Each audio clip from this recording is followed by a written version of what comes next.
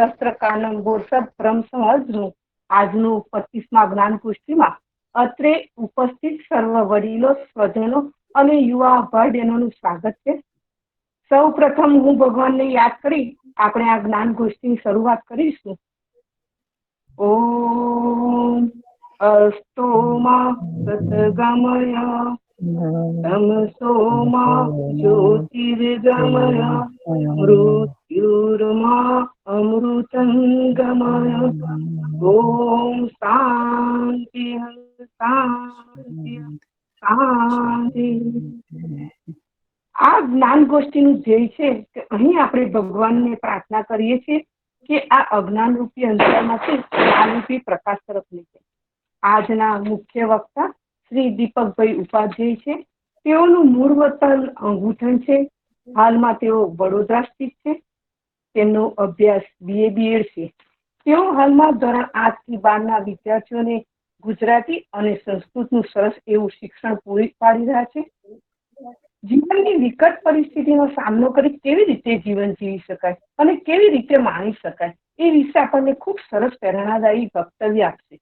હું દીપકભાઈને નિવેદન કરીશ કે તેઓ તેમનું જ્ઞાનગોષ્ઠી 25માં જીવન સંઘર્ષ વિશેનું વક્તવ્ય રજૂ કરવા વિનંતી. દીપકભાઈ.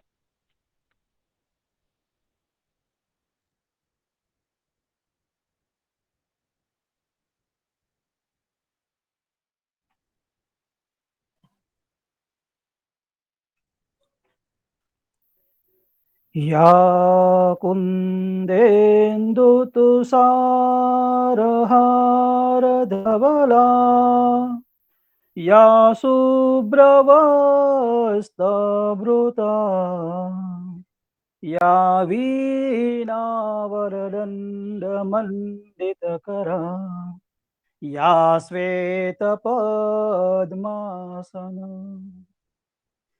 या ब्रह्माच्युत शंकर प्रभृतिभिर्देवै सदा वन्दिता सा मां पातु सरस्वती भगवती निशेषजाड्यापा.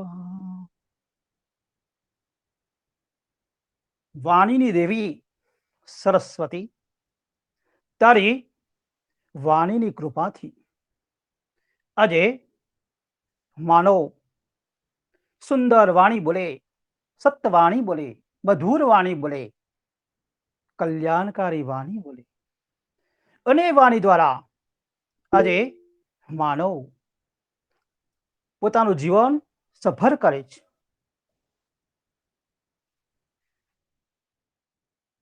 પણ એ સફળ જીવન કરતા કરતા સંઘર્ષ તો આવવાનો જ. તો એ સંઘર્ષ જીવનમાં આવે એના અનુદાનમાં આજે 25મી જ્ઞાન ગોષ્ઠીમાં જીવન સંઘર્ષ વિષયને આધારે આ જ્ઞાન ગોષ્ઠીમાં એકત્રિત થયેલા બધા જ આપણને નમસ્કાર કરે છે. હે વાણી દેવી સરસ્વતી, તારી વાણીથી, તારી પવિત્ર વાણી મનુષ્યને સ્પર્શે તો મનુષ્ય જીવન સફળ કરે છે, જીવન સંઘર્ષ બને છે.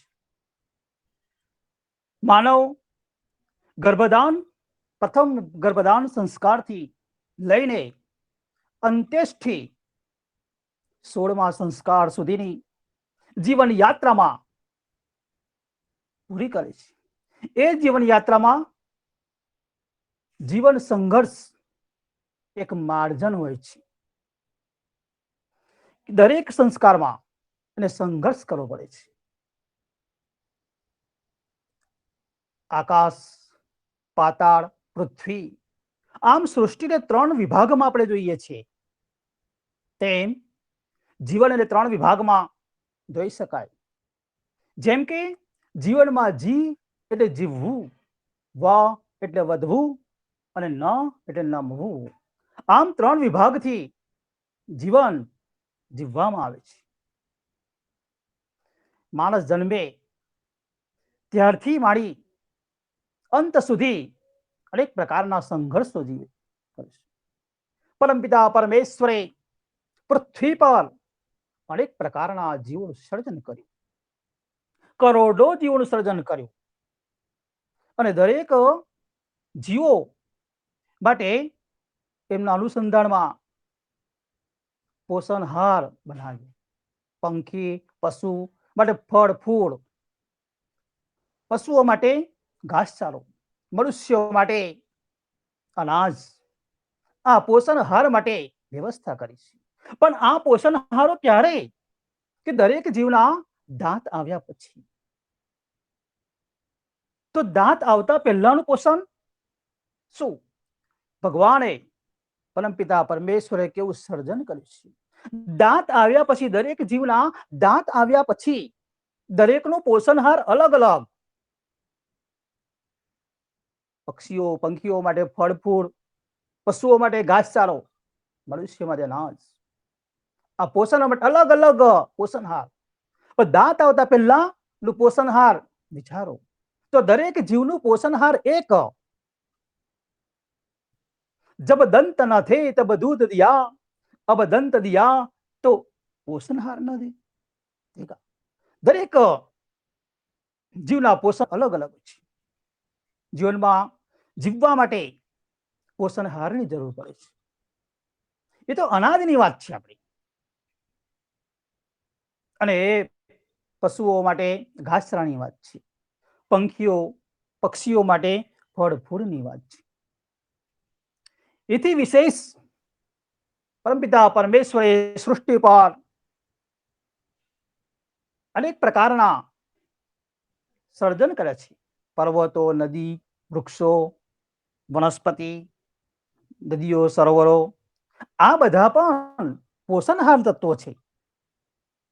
આજે ભયાનક કોરોનાની મહામારીમાં વેન્ટિલેટર પર રહેતો માણસ ઓક્સિજન માટે કરોડો રૂપિયા, લાખો રૂપિયા વેડફે ખર્ચવા પડે છે.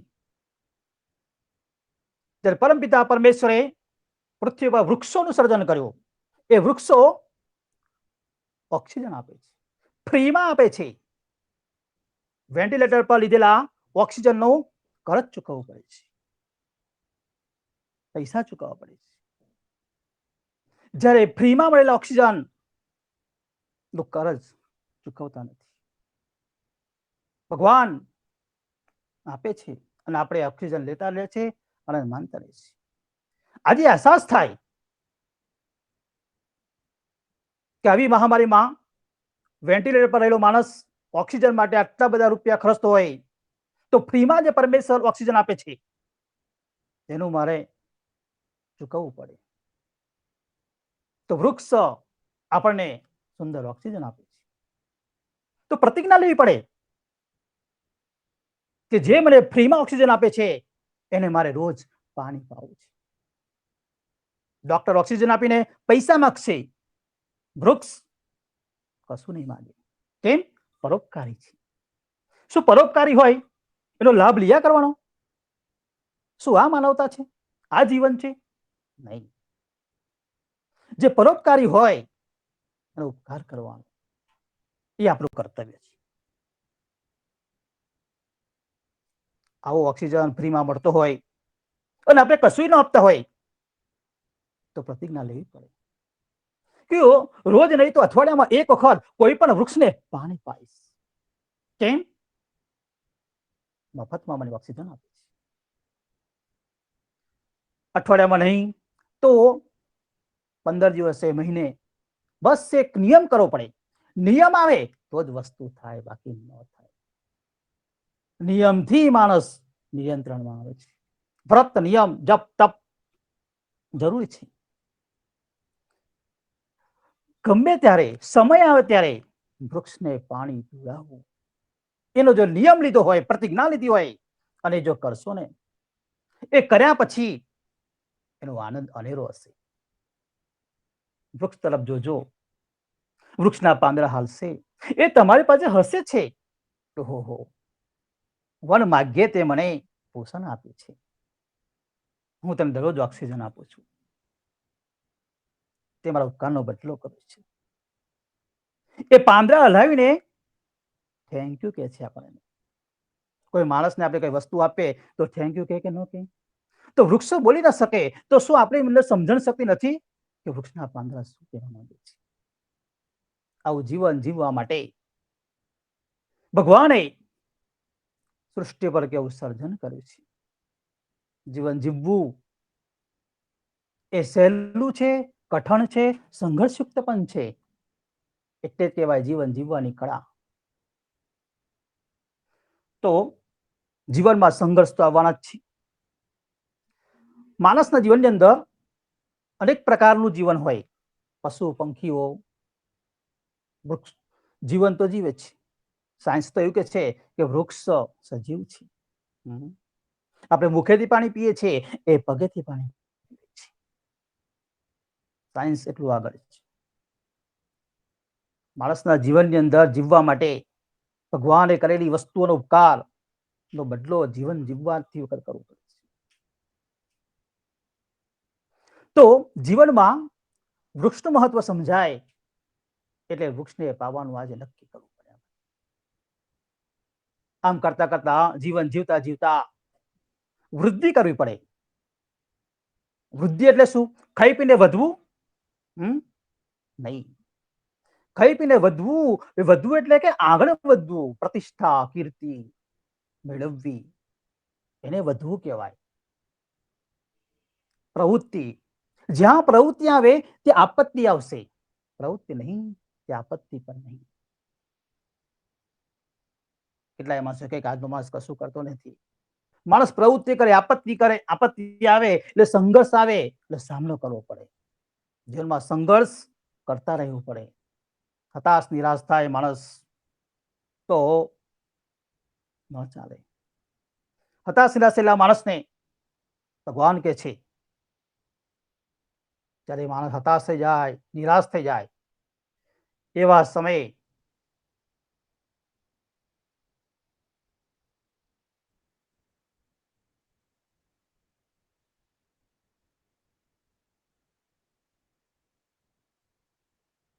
ભગવાન શ્રી કૃષ્ણ અર્જુનને કે છે, અર્જુન હતાશ નિરાશ થઈ જાય છે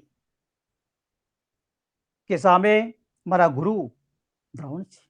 હે દ્રોણાચાર્ય સામે હું નહીં લડી શકું. આમ કરીને અર્જુન હતાશ નિરાશ થઈ જાય છે, સંઘર્ષ કરવાનું છોડી દે છે. ત્યારે કૃષ્ણ સમજાવે છે, હે અર્જુન, જન્મે છે મૃત્યુ નિશ્ચિત છે અને મૃત્યુ પામે છે જન્મ નિશ્ચિત છે. માટે ટાળી દેવાની બાબતમાં તારે શોક ન કરવો. યુદ્ધાય કૃત નિશ્ચય, યુદ્ધ કર, તારે ધર્મ માટે લડવાનું છે. સામે કોણ છે જોઈશ નહીં, સંઘર્ષ કરવો પડશે. આમ કૃષ્ણ ભગવાને અર્જુનને સંઘર્ષ કરવા માટે, યુદ્ધ લડવા માટે વિવશ કરે છે. અને આખરે અર્જુન યુદ્ધ કરે છે, સંઘર્ષ કરે છે. 5 તત્વોથી બનેલું આ શરીર એ જ 5 તત્વોમાં પાછું ભળી જાય છે. આમ અનેક પ્રકારે કૃષ્ણ ભગવાન અર્જુનને સમજાવે છે. અને અર્જુન એ પ્રમાણે ભગવાનની આજ્ઞા માનીને સંઘર્ષ કરે છે. સંઘર્ષો ડગલે ને પગલે આવવાના છે. કેટલા વર્ષો પહેલા પ્લેગ ફાટી નીકળ્યો, હજારો માણસો મૃત્યુ પામ્યા. ત્યાર પછી સ્વાઇન ફ્લુ આવ્યો, અત્યારે કોરોના મહામારી આવી. આવા અનેક પ્રકારની સમસ્યાઓ હોય, સંઘર્ષ કરવો પડે, એની સામે લડવું પડે. કહ્યું છે દુઃખની દવા એકમાત્ર આત્મબળ છે. દુઃખની દવા એકમાત્ર આત્મબળ છે. આત્મબળ, યુનિટી પાવર આપણા જીવનમાં હોવું જોઈએ, જરૂરી છે. તો જીવનમાં સંઘર્ષ આવે એટલે હતાશ નિરાશ ન થઈ જવાય. અર્જુને વિવશ થયેલા માણસને જો કૃષ્ણ ભગવાને યુદ્ધ માટે વિવશ કર્યો હોય તો આપણે તો સામાન્ય માણસ. સંઘર્ષ કરવો પડે, જીવનમાં આગળ વધવું પડે. ડગલે ને પગલે સમસ્યા આવશે તો હતાશ નિરાશ થઈ જવાનું. હતાશ નિરાશ થયેલો માણસ ક્યારેક જિંદગી છોડી દેશે, આત્મહત્યા કરે છે. શું એ માનવતા માટે યોગ્ય છે? પ્રભુ કેટલા નારાજ થાય કે સંઘર્ષ કરવાને બદલે મેં આપેલું જીવન વેડફી નાખ્યું. પ્રભુને દુઃખ થાય. પણ હતાશ નિરાશ એ જ થાય છે અને જીવન એ છોડે છે જેને રામનું જીવન ચરિત્ર ખબર નથી, જેને કૃષ્ણનું જીવન ચરિત્ર ખબર નથી. એટલે લોકડાઉનના સમયમાં કેવું સરસ આયોજન કર્યું.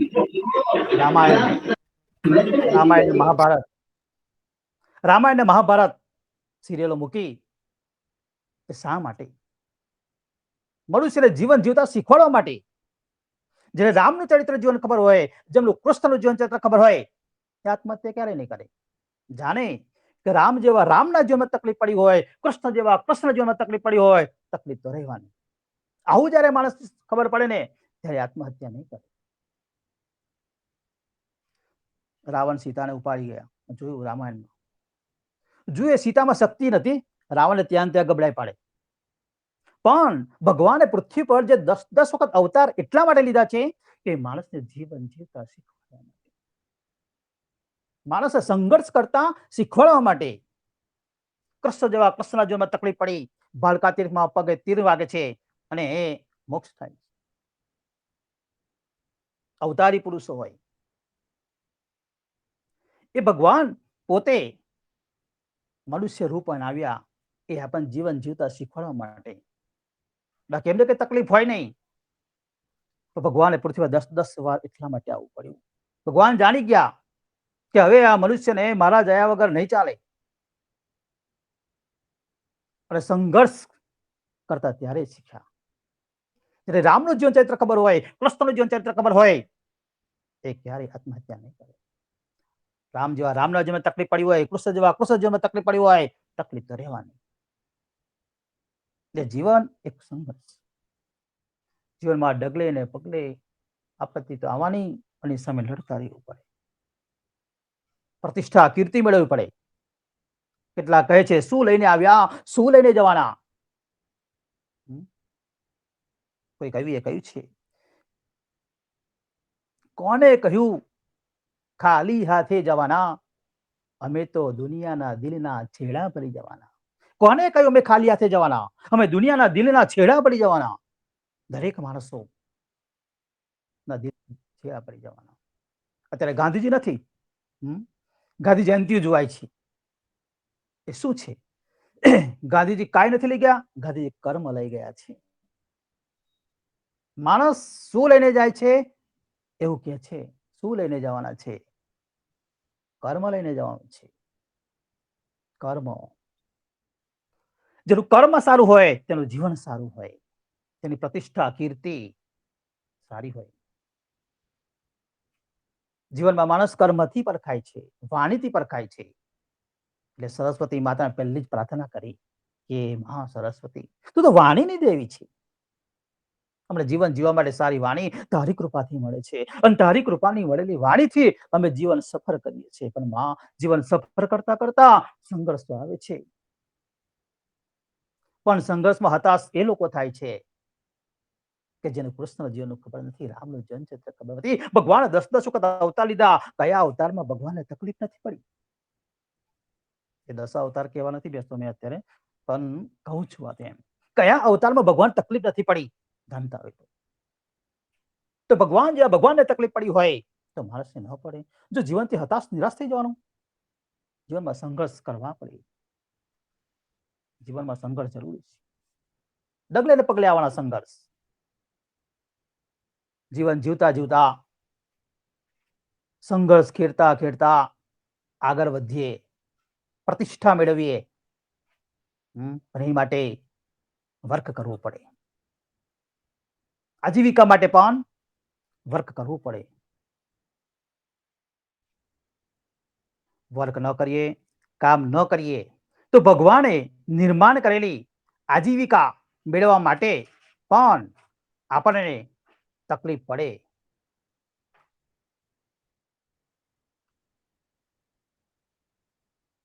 જીવનમાં આજીવિકા મેળવવા માટે માણસ અનેક પ્રયત્નો કરે છે, અનેક રીતે કામ કરે છે. જ્યાં પ્રવૃત્તિ આવે ત્યાં આપત્તિ આવે, પ્રવૃત્તિ નહીં તો આપત્તિ પણ નહીં.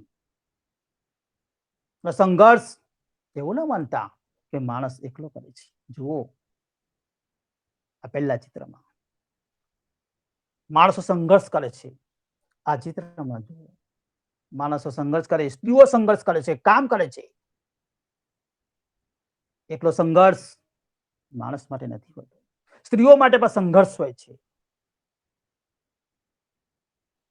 આ પ્રમાણે સંઘર્ષ કરતા કરતા કરતા કરતા જીવનના ધ્યેય સુધી પહોંચાય છે, પ્રતિષ્ઠા કીર્તિ મળે છે.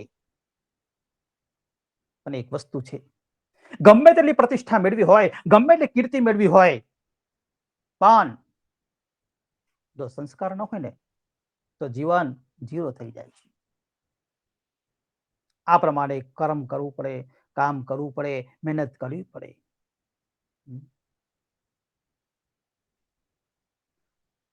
Life it fight is struggle. જીવન એક સંઘર્ષ છે, એની સામે ઝૂમવું પડે આજીવિકા મેળવવા માટે. હતાશ નિરાશ થઈ જાય ને કાંઈ ન મળે. જીવનમાં અનેક પ્રકારના સંઘર્ષો આપણે જોયા. પુરુષો કેવા સંઘર્ષ કરે, ખેતી કરે, નોકરી કરે, વ્યવસાય કરે. આ કર્યા વગર કઈ મળતું નથી, એટલે કરેલું ફોગટ જતું નથી. ગીતામાં કહ્યું છે કે મફતનું લઈશ નહીં, મફતનું કોઈનું પચ્યું નથી. તમે જુઓ છો જે રૂપિયો પરસ્યા વગરનો છે એ રૂપિયો કેવો વપરાય છે તમે કેટલી જગ્યાએ જુઓ છો. આમ આ રૂપિયો આમ જતો રહે છે, પણ પરસેવાથી નાઈને મેળવેલો રૂપિયો ધીમે ધીમે વપરાય છે, જરૂરિયાત પ્રમાણે વપરાય છે.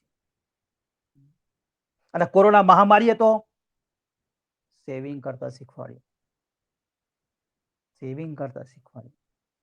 હતું તે ખાલી થઈ ગયું. શું રહ્યું? કોની પાસે રહ્યું? કોની પાસે રહ્યું? સેવિંગ કરતા શીખવાડ્યું, બચાવો. આ પ્રમાણે જીવન જીવવું પડે. અને જીવનની અંદર આજીવિકા મેળવવા માટે અનેક સંઘર્ષો કરવા પડે છે. જીવન જીવતા જીવતા, પ્રતિષ્ઠા મેળવતા મેળવતા એ જીવેલું જીવન અને મેળવેલી પ્રતિષ્ઠા નમન યુક્ત હોવી જોઈએ. નમન યુક્ત હોવી જોઈએ. જી એટલે જીવવું, વ એટલે વધવું, અને ન એટલે નમવું. જીવેલું જીવન અને વધવું એટલે મેળવેલી પ્રતિષ્ઠા એ નમન યુક્ત હોવી જોઈએ. અને જીવવું અને પ્રતિષ્ઠા મેળવવી, નમન, બધા વચ્ચે સાંકળ સંઘર્ષ છે. શું છે? સંઘર્ષ. જીવવું, વધવું અને નમવું એ ત્રણેય અક્ષરોની વચ્ચે સાંકળ હોય તો સંઘર્ષ છે. જીવતા જીવતા સંઘર્ષ કરવો પડે, પ્રતિષ્ઠા મેળવતા મેળવતા સંઘર્ષ કરવો પડે. છેલ્લી વાત આવી નમન કરવા, નમન કરવું પડે. જીવેલું, પ્રતિષ્ઠા મેળવેલું નમન યુક્ત હોવું જોઈએ. નમન યુક્ત હોવું જોઈએ. ભગવાને આપણે જીવન અર્પણ કર્યું છે, ભગવાને જીવન આપ્યું છે, એ જીવન ભગવાનને પ્યારું થવું જોઈએ. કૃષ્ણ ભગવાને કહ્યું ગીતામાં, અર્જુનને કહ્યું કે હે અર્જુન, હર્ષ મર્ષ ભયો દ્વેગઈ મુક્તો યશ મે પ્રિય. શું? હર્ષ મર્ષ ભયો દ્વેગઈ મુક્તો યશ મે પ્રિય. હે અર્જુન, હર્ષ, અમર્ષ, ભય અને ઉદ્વેગથી મુક્ત મુક્ત હોય તે મને પ્રિય છે. એટલે અર્જુન, તારે મારો પ્રિય થવું હોય તો હર્ષ, અમર્ષ, ભય અને ઉદ્વેગથી મુક્ત થવું પડશે.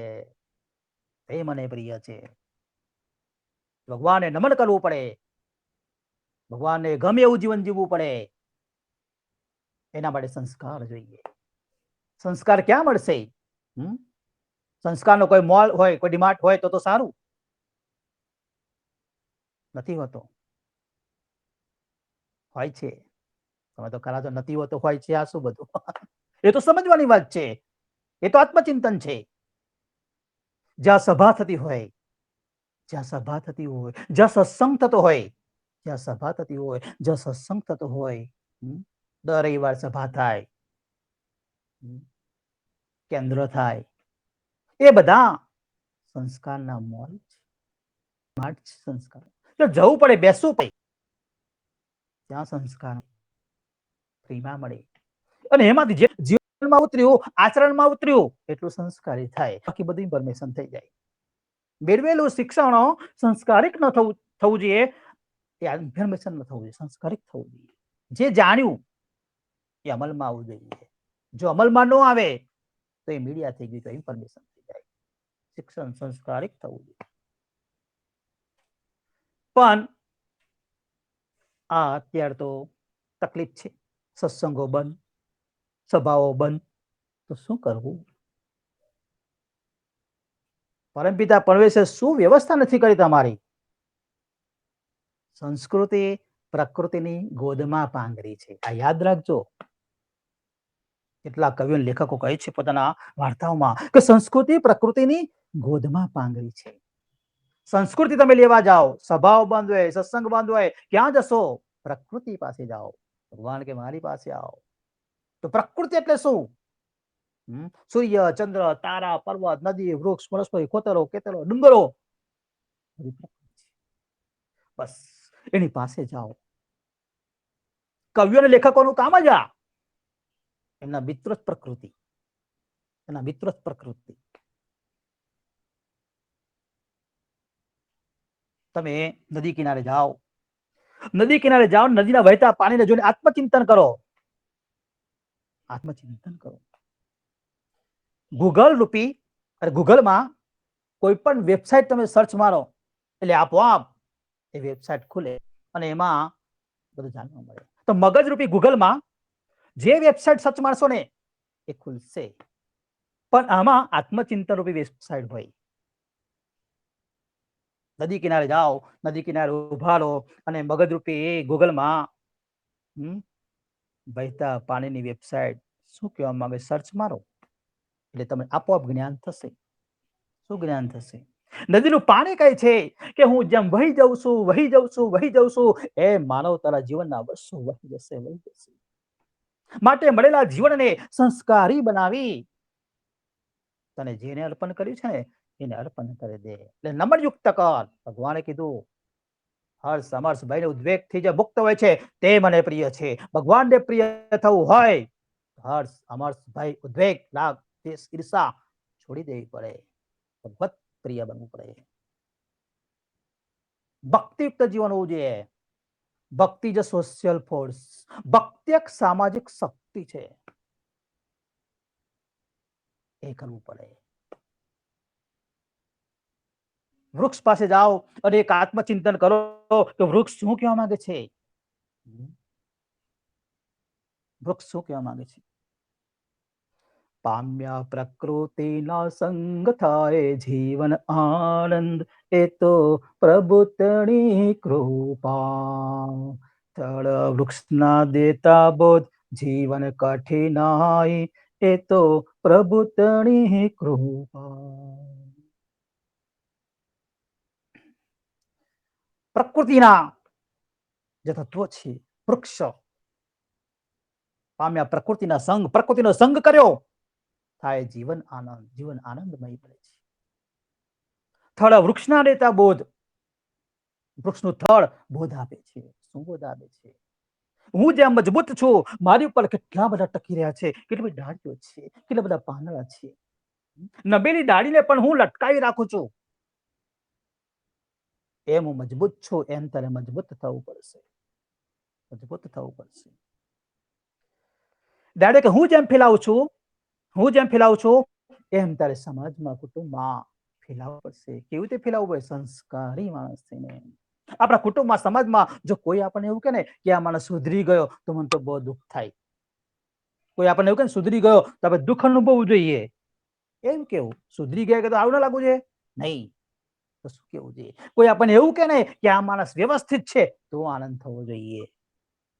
સુધરી જવામાં બગડેલાનો ઉલ્લેખ છે, જ્યારે વ્યવસ્થિત છે એમાં બગડેલાનો ઉલ્લેખ નથી. આ જીવનમાં લાવવાની જરૂર છે. અને તે પ્રકૃતિ પાસેથી મળે છે. પ્રકૃતિ સંસ્કૃતિ પ્રકૃતિની ગોદમાં પાંગળી છે. સંસ્કૃતિ ક્યાં મળે? પ્રકૃતિ પાસે મળે. એના જે વૃક્ષના પાંદડા છે એ પાંદડા કે છે શિયાળો હોય, ઉનાળો હોય, ચોમાસું હોય, હું મારી લીલાશ ક્યારેય છોડી નહીં. એમ તારા જીવનની કરુણા, દયા, ભાવ, સ્નેહ, પ્રેમ છોડીશ નહીં. મેં જે દાડે લીલાશ છોડી છે તે દાડે મારી હાલત તે જોઈ છે. હું નીચે કેવી દશામાં પડ્યું છું. પાંદડું કે છે મેં કેવી દશામાં નીચે હોઉં છું. જે દાડે મેં લીલાશ છોડી છે તે દાડે જો જે દાડે તે કરુણા, ભાવ, દયા, પ્રેમ છોડ્યું ને તે દાડે હું જેમ નીચે પડ્યું હોય છે તેમ તારી દશા. વૃક્ષના ફૂલો પણ બોધ આપે છે. ફૂલ કહે છે હું જેમ ફેલાવું છું સુગંધ એમ તારે સમાજમાં, કુટુંબમાં સંસ્કાર રૂપી સુગંધ ફેલાવવાની છે. સંસ્કાર રૂપી સુગંધ ફેલાવવાની છે. આપણે સંસ્કાર રૂપી સુગંધ ફેલાવીએ કુટુંબમાં, સમાજમાં, અડોશમાં, પડોશમાં, ત્યારે લોકો એવું કે છે કે આ વ્યક્તિ વ્યવસ્થિત છે, આ માણસ વ્યવસ્થિત છે. આપણે આ સાંભળવું છે, અન્ય માણસ પાસેથી આ સાંભળવું છે. અને આ સાંભળ્યું એટલે આપણું જીવેલું જીવન, વધીને મળવેલી પ્રતિષ્ઠા નમન યુક્ત થાય છે. તે એટલે જીવન. જી એટલે જીવવું, એટલે વધવું, વધવું એટલે પ્રતિષ્ઠા, કીર્તિ મેળવવી, એ વધવું. ખાઈ પીને વધવું નહીં, પણ જીવેલું જીવન, વધેલી પ્રતિષ્ઠા નમન યુક્ત હોવું જોઈએ, સંસ્કાર યુક્ત હોવું જોઈએ. લાખો પતિ હોય, કરોડો પતિ હોય, પણ સંસ્કાર ન હોય ને તો એ જીરો થઈ જાય છે. જીરો થઈ જાય છે. શિક્ષણ સંસ્કારિક થવું જોઈએ. જીવનમાં જરૂર છે જીવન નમન યુક્ત હોવું જોઈએ. અને સંસ્કૃતિ પ્રકૃતિની ગોદમાં પાંગળી છે. પ્રકૃતિ પાસેથી આ બધું મળે છે. ભગવાન મનુષ્ય પર ક્યારેક દુઃખો નાખે. માણસ એવું કે દુઃખ આવી પડે ને ત્યારે કે ભગવાન તેમને દુઃખ આપ્યું, દુઃખ આપ્યું. ત્યારે કોઈ કયું કહે છે ગુંજારે જે સિરે તારે જગતનો નાથ તે છે રે ગણ્યું જે પ્યારો પ્યારા એ અતિ પ્યારો ગણી લેજે. ગુજારે જે સિરે તારે, તારા સિરે તારા પર જે ગુજારે, ભગવાન જે દુઃખો આપે, પ્યારા પરમેશ્વર ગણ્યું જે પ્યારું પ્યારા એ, પ્યારું પ્યારા એ, પ્યારા એટલે પરમેશ્વરે જે ગુજાર્યો હોય દુઃખ અતિ પ્યારું ગણી લેજે. એને તું પ્યારું ગણી લેજે. કેમ? દુઃખ આપે તો એવું માનજે કે ભગવાન દુઃખ નહીં આપ્યું, મારા કર્મનું ફળ. ભગવાન સુખ આપે તેને પણ માનજે કે મારા કર્મનું ફળ છે. ભગવાન કર્મનું ફળ આપે છે, પણ જીવન નમનયુક્ત હોવું એ છે. એટલે જીવન નમનયુક્ત બનાવવા માટે પણ સંઘર્ષ તો આવવાના જ.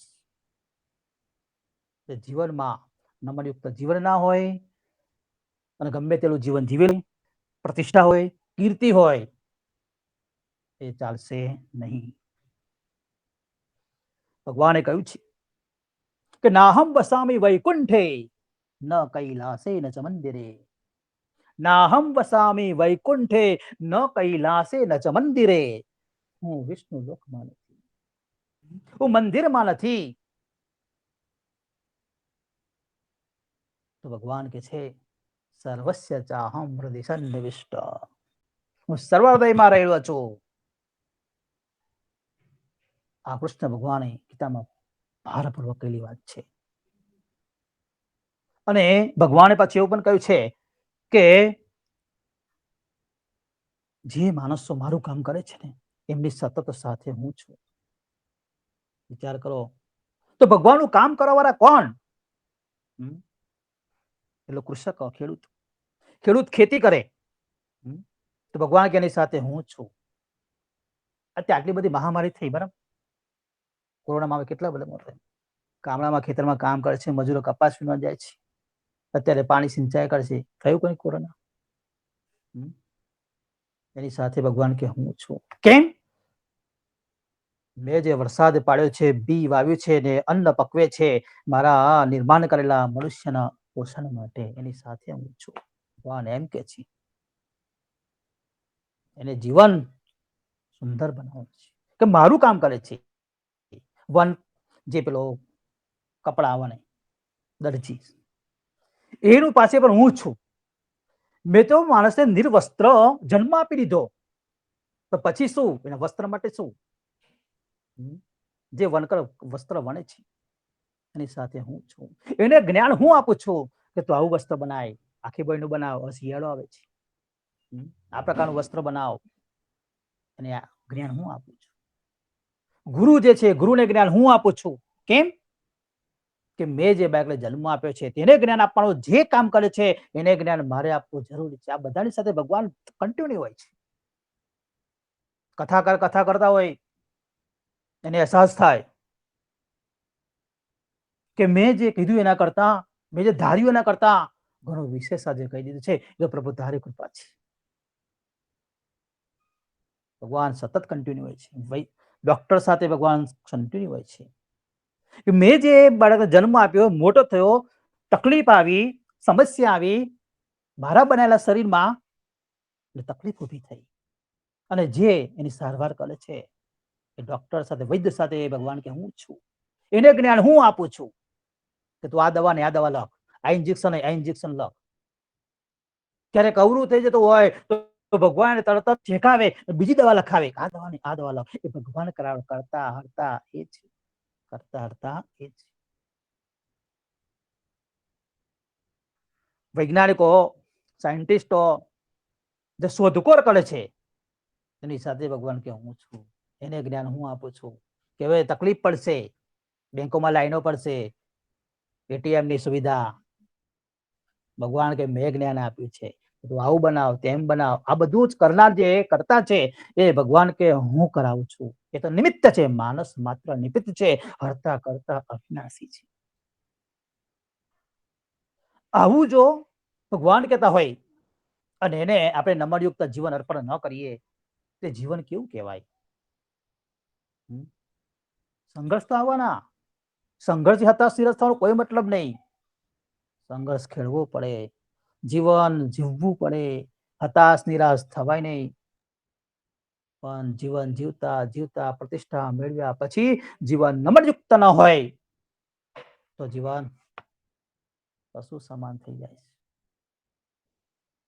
પશુઓ, પંખીઓ જીવન જીવે છે.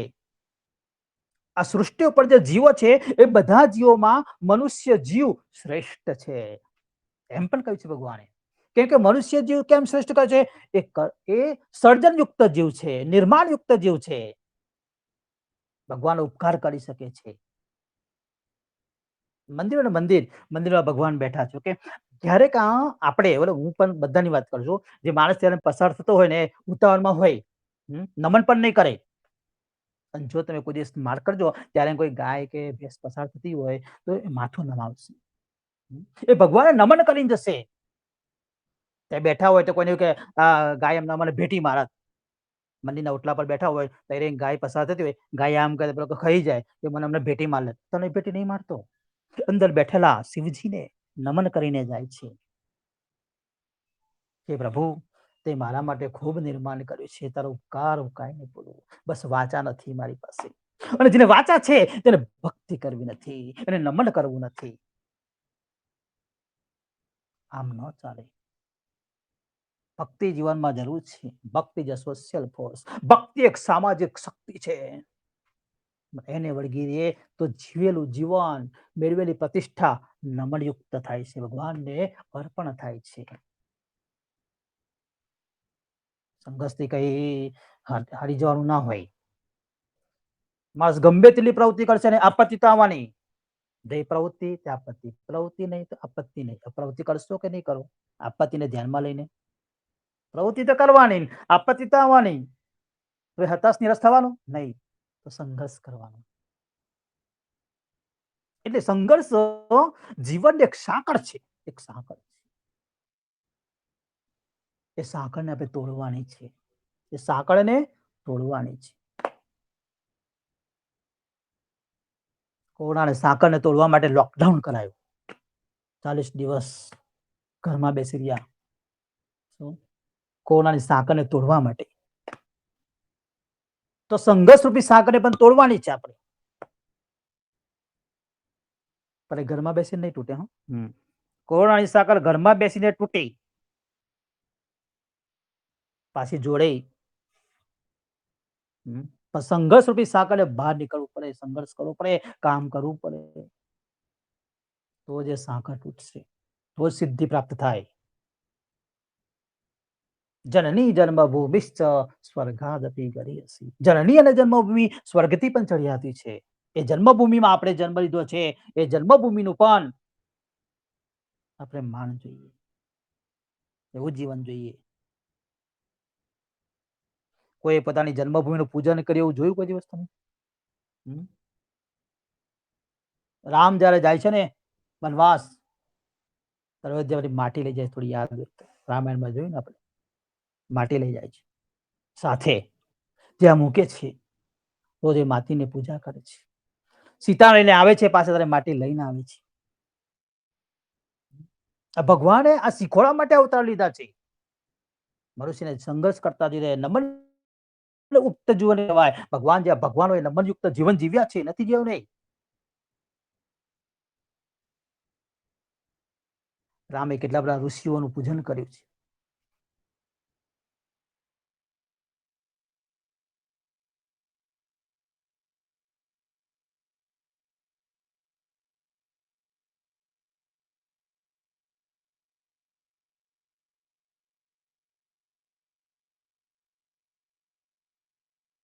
તેને આપણે સંઘર્ષ કરતા કરતા નમનયુક્ત બનાવવું એ આપણું કર્તવ્ય છે અને કરવું જોઈએ. વડીલોને પણ માન આપવું જોઈએ. તમે માનો છો મોટા માણસ હોય, વડીલ માણસ હોય, એને આપણે જય શ્રી કૃષ્ણ કહીએ, રોજ એક વડીલને જય શ્રી કૃષ્ણ કેવું,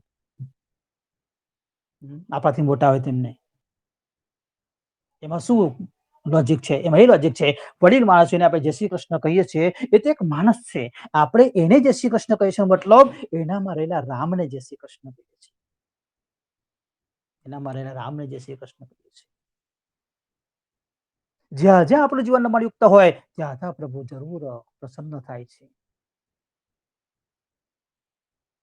એટલે જીવન એવું હોવું જોઈએ. ભગવાને કીધું છે ને કે મેળવેલા ધર્મથી 10મો ભાગ ભગવાનનો કાઢવો, ગીતામાં કહ્યું છે 10મો ભાગ કાઢવો. પણ આપત્તિને સમયની અંદર પહોંચી ન વળાય, ન થાય તો ભગવાને જે કહ્યું છે એ ન થઈ શકે. પણ ક્યારેક આપણે કોઈને મદદ કરીએ ત્યારે ભગવાન પ્રસન્ન થાય, ત્યારે ભગવાન પ્રસન્ન થાય. ભગવાન કઈ કઈ જગ્યાએ પ્રસન્ન થાય, આ ન શબ્દ પર તમને કહું છું, નમવું ભગવાન કઈ કઈ જગ્યાએ પ્રસન્ન થાય છે. નમનયુક્ત જીવન હોવું જોઈએ. કોઈ ભિખારી હોય, સાંભળી લો,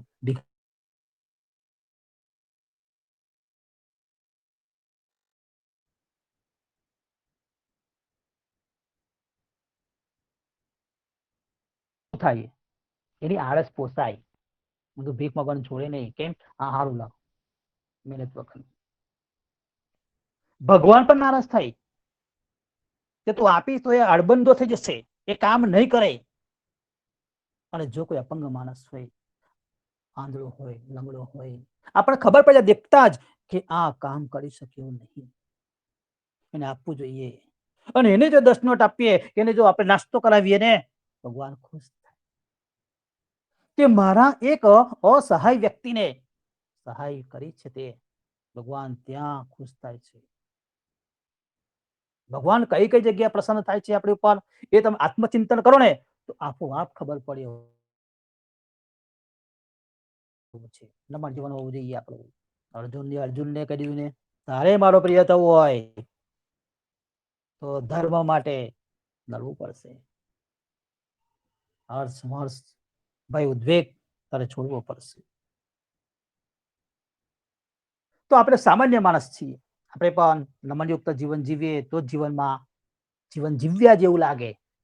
બાકી જીવન તો બધા જીવે છે, જીવન તો બધા જીવે છે.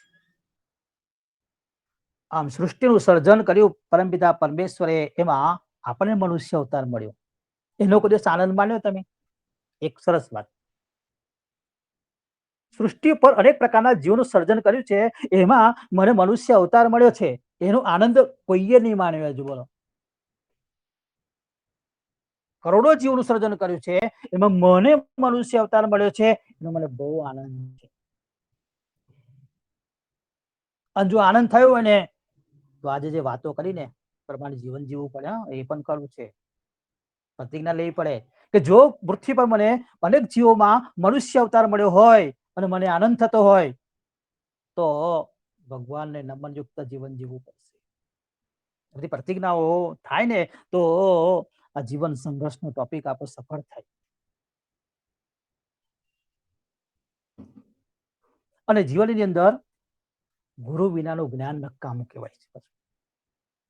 ગુરુ વિનાનું જ્ઞાન નકામું. ગુરુ કરવા પડે.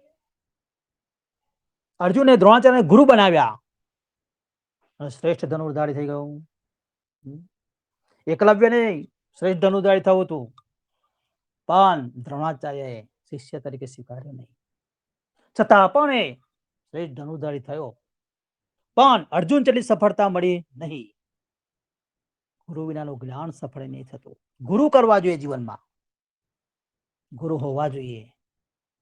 કેટલાના ગુરુ હોય, કેટલા લોકો ભગવાનના મંદિરમાં પોતાના ગુરુનું પૂજન કરે છે. જેને ગુરુ બનાવ્યા હોય એ ગુરુનું પણ પૂજન કરે છે.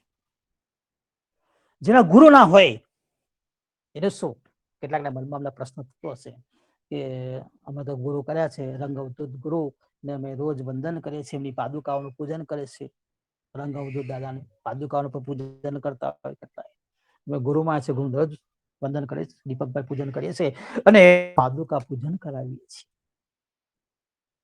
જે કરતા હોય એને આજે આનંદ થાય કે ના, હું જે કરું છું એ શ્રેષ્ઠ છે.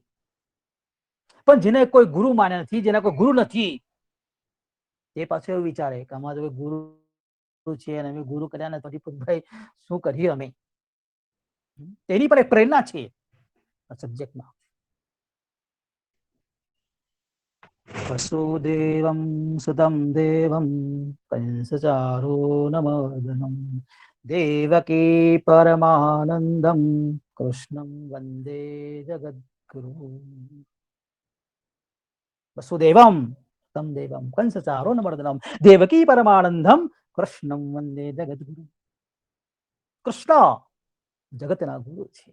જેના કોઈ ગુરુ નહીં, તેના ગુરુ કૃષ્ણ છે. કહ્યું છે કૃષ્ણ વંદે જગતગુરુ. આખા જગતના ગુરુ હોય તો કૃષ્ણ છે, એનું વંદન કરો, એનું વંદન કરો. એનું વંદન કરવું, શું કરવું પાછું વંદન? 10 શ્લોક બોલી જવાનું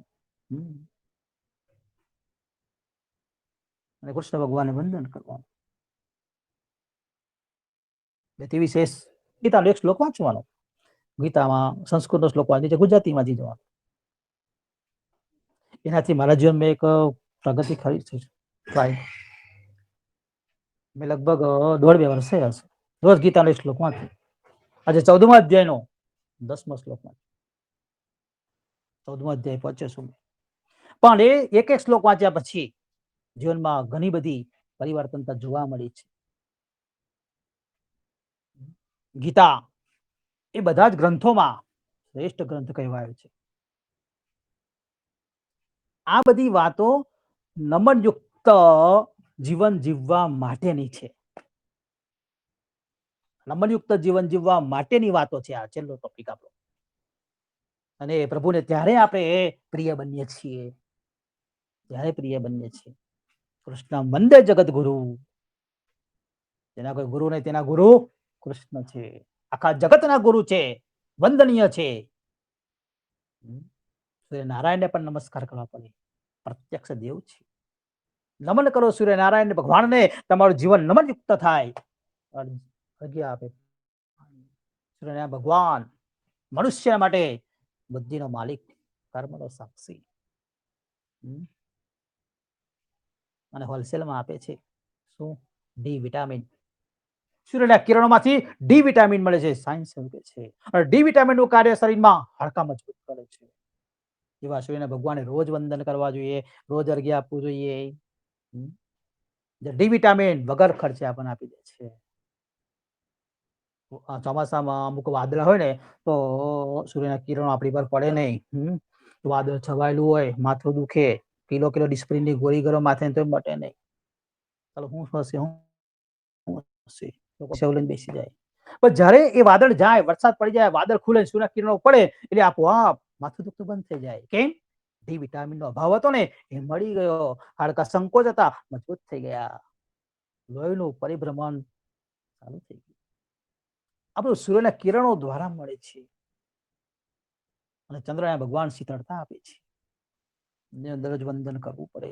જીવન નમનયુક્ત કરવા માટેની બધી વાતો છે. ભગવાને કીધું માલો પ્રિય થવું હોય તો નમનયુક્ત જીવન જોઈએ. જીવન જીવતા જીવતા પ્રગતિ મેળવતા મેળવતા મેળવેલું જીવન, મેળવેલી પ્રતિષ્ઠા નમનયુક્ત હોવી જોઈએ. આ એક વસ્તુ યાદ રાખવાનું જીવનમાં. જીવેલું જીવન, મેળવેલી પ્રતિષ્ઠા નમનયુક્ત થવી જોઈએ. ભગવાનને અર્પણ કરેલું એ ભગવાન પ્રસન્ન થાય છે. આમ આપત્તિના સમયની અંદર ઘણી બધી આપત્તિઓ, મુશ્કેલીઓ આવે એમાં આપણે તરી જઈએ. અને જયારે આટલી બધી વાતો કર્યા પછી જયારે આપણે સ્ફૂર્તિ આવી જાય કે ના ના ખરેખર જીવન સંઘર્ષ કરવો જોઈએ. જીવનમાં સંઘર્ષ સામે હતાશ થવું જોઈએ નહીં. અને જયારે આપણા મોઢામાંથી એક શબ્દ નીકળે છેલ્લા, ત્યારે આ જીવન સંઘર્ષ આજનો વિષય છે આપણો. જીવન સંઘર્ષ. એ જીવન સંઘર્ષની વચ્ચે એક શબ્દ ઉમેરીને છેલ્લી વાત કરી છે. જીવન સંઘર્ષની વચ્ચેનો શબ્દ હવે ઉમેરીને કહું છું. વિષય તો જીવન સંઘર્ષ જ છે, પણ વચ્ચેનો શબ્દ ઉમેરીને કહું છું. જ્યારે આપણને બધી વસ્તુઓ ખ્યાલ આવે ને ત્યારે આપણા મોઢામાંથી આપોઆપ નીકળી જાય. શું નીકળે? होता रहता है, चलता रहता है, जीवन एक संघर्ष है, चलता रहता है. જીવન એક સંઘર્ષ છે, એક સંઘર્ષ છે. જ્યારે આપણા મોઢામાંથી આ શબ્દ નીકળે ને કે હોતા રહેતા હૈ, ચલતા રહેતા હૈ, જીવન એક સંઘર્ષ છે,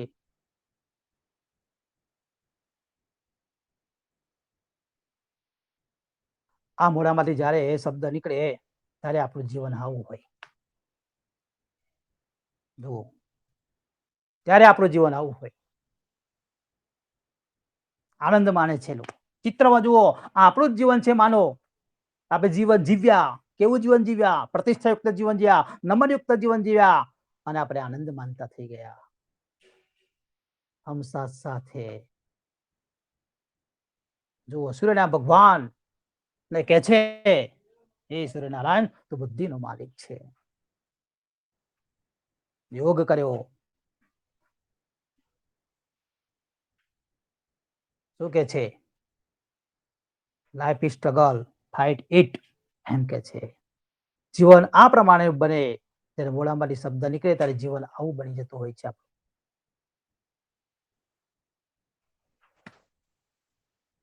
એટલે આટલો જીવન એક સંઘર્ષ છે. જીવન સંઘર્ષ. જીવનમાં સંઘર્ષ કરવો જોઈએ. દાસ નિરાશ થવું જોઈએ નહીં. અને જીવન, જીવેલું જીવન, મેળવેલી પ્રતિષ્ઠા નમનયુક્ત હોવી જોઈએ. તો જ ભગવાન સ્વીકારશે આપણું જીવન. ભગવાનને આનંદ થશે કે મારો દીકરો ખરેખર જીવન જીવ્યો છે. અને કૃષ્ણ મંદિર જગતગુરુ, જગતના ગુરુ કૃષ્ણને પણ વારંવાર નમન કરીએ. આપણું જીવન નમનયુક્ત હોવું જોઈએ. છેલ્લી વાત કરીને આપણે કે સંઘર્ષ જીવન કરીએ તો કેવું આપણને ફળ પ્રાપ્ત થશે. અને એવું જીવન જીવવાથી આનંદ પણ અલગ હોય છે. બરાબર? તો અહીંયા આપણે જીવન સંઘર્ષ વિશે જે વાતો કરી, જે જાણ્યું, એ જાણ્યું એમાંથી જો અમલમાં આવે ને તો આજનો ટોપિક આપણો ખરેખર સફળ થઈ જાય કહેવાય. વૃક્ષને પાણી પાવું. કેમ? વગર માગે ફ્રીમાં ઓક્સિજન આપે છે. સૂર્યના ભગવાને વંદન કરવા, ગુરુ ના હોય તો કૃષ્ણ વંદે જગત ગુરુ.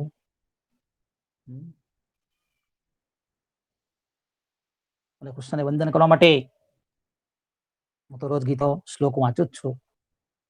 ફોર્સ નથી, આપણે કોઈ આગ્રહ નહીં, પણ પ્રતિજ્ઞા કરવી હોય તો ઘણી બધી પ્રતિજ્ઞાઓ ટોપિકમાં થઈ શકે છે. કેમ કે જીવનને બધી વાતો છે. એટલું યાદ રાખવાનું ખાસ, તો જ પ્રતિજ્ઞાઓ થાય કે પરમપિતા પરમેશ્વર સૃષ્ટિનું સર્જન કર્યું, એમાં કરોડો જીવોનું સર્જન કર્યું છે. એમાં મનુષ્ય અવતાર મને મળ્યો છે. તો કૃષ્ણએ જે અર્જુનને કહ્યું એ જ કૃષ્ણએ જાણે ગીતામાં મને કહ્યું છે. જેમ કૃષ્ણ કહ્યું અર્જુન સફળ થયો, એમ મારું જીવન સફળ છે. તો જો કે જીવન સંઘર્ષ હતો એ પાર કર્યો છે આપણે. તો હવે જીવન સંઘર્ષ ઘણી બધી વાતો કરીને પૂર્ણ કરી છે. જેને જીવન સંઘર્ષમાં કોઈ પ્રશ્ન હોય તો પૂછી શકે છે.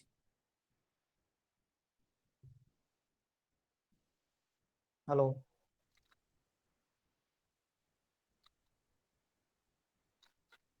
નિકુંજભાઈ.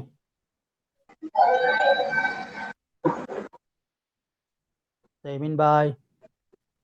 ખૂબ જ સરસ વક્તવ્ય હતું, અને જે તમે આત્મબળની વાત કરી એ ખૂબ જ પ્રેરણાદાયી હતું.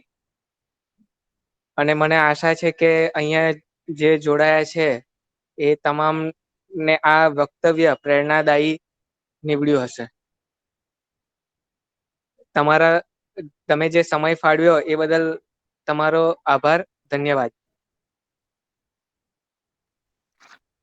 બધાને જય શ્રી કૃષ્ણ. હવે કોઈને પ્રશ્ન ના હોય તો સમાપન તરફ આપણે આગળ વધીએ. શ્રી પ્રશ્ન હોય તો દીપકભાઈ આ જ્ઞાન ગોષ્ઠીમાં સરસ જીવનની એક તો વ્યાખ્યા આપી. જી એટલે જીવવું, વ એટલે વધવું, ને ન એટલે નમવું. બહુ ખૂબ સરસ જીવનની એક વ્યાખ્યા આપી. અને શ્રી રામ અને શ્રી કૃષ્ણના જીવનમાં અનેક સંઘર્ષ આવ્યા છે, અને એમણે કેવી રીતે પાર પાડ્યા એ સરસ દ્રષ્ટાંત આપી. આપણને એક સારા વિચારો પ્રગટ કર્યા, કેવી રીતે જીવન જીવવું, અને એક આપણા જીવનમાં એક નવી દૃષ્ટિથી જીવન જીવવું એ વાત આપણા સુધી પહોંચાડી. એ બદલ દીપકભાઈનો ખૂબ ખૂબ આભાર. સાથે એમની ઉત્તરોત્તર પ્રગતિ થાય, એમનું જીવન સુગંધમય બને એવી પણ શુભેચ્છાઓ.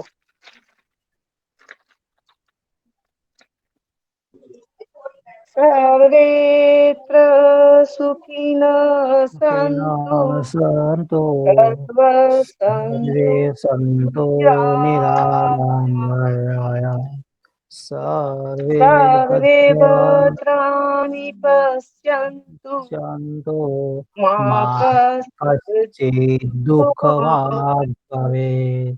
ઓમ શાંતિ શાંતિ શાંતિ. આ કોરોનાની મહામારીમાં કપરા સમયમાં બધા સ્વસ્થ અને નિરોગી રહો તેવી ભગવાન પાસે પ્રાર્થના. ફરી એકવાર દીપકભાઈ આપણા માટે સમય કાઢી આપણને એક સરસ માર્ગદર્શન પૂરું પાડ્યું. એ બદલ દીપકભાઈને ખૂબ ખૂબ ધન્યવાદ. અસ્તુ.